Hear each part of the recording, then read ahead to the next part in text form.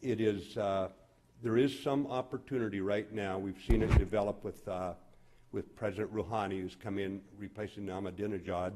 The guy we used to joke about calling him Ahmadinejad Jacket, actually, is a little bit of a nutcase, but he was a pragmatic fellow too in his own way.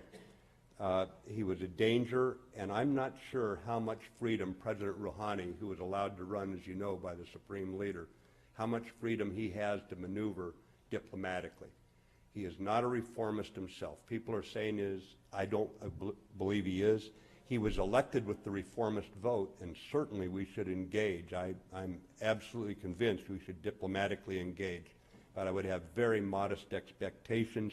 I don't know that the internal dynamics in Tehran will permit him the freedom he needs, even if he was convinced this was the right way to go to diplomatically solve the situation Iran has gotten itself into.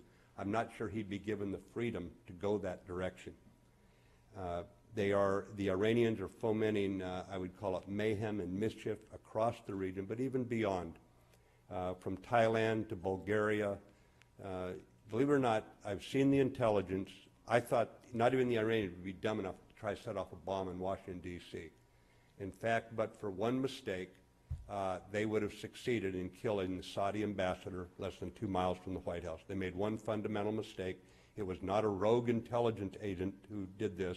It was decided at the highest levels in Tehran, and they decided they would kill an ambassador.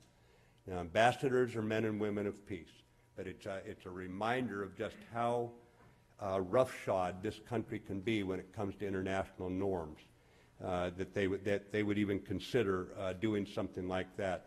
And considering that restaurant would have been full of Americans, they were unconcerned with the potential collateral damage of even their primary target going down and a lot of other innocent people being killed.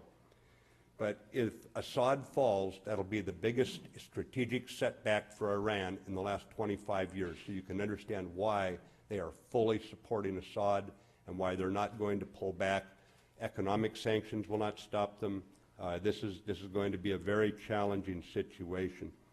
And from our perspective, and talking to our friends and allies and partners and all out there, more about them later, Iran must not be allowed to dominate this region, must not. The Turks aren't going to stand for it, the Saudis aren't, the Israelis aren't. This would lead to a very difficult situation. And right now, as Henry Kissinger has pointed out, Iran is acting like a revolutionary cause, not like a nation. In other words, we're dealing with Iran as if it's a nation, but it's acting like a revolutionary cause, defending the Shia, whatever they can do in order to try to keep their unpopular government with the support of the people. And so long as they do that, they're going to do dumb things. For example, they're going to say that, well, we have enemies in Turkey and Saudi, so we need, maybe that's why they say they need a nuclear weapon. I don't know, in their private discussions.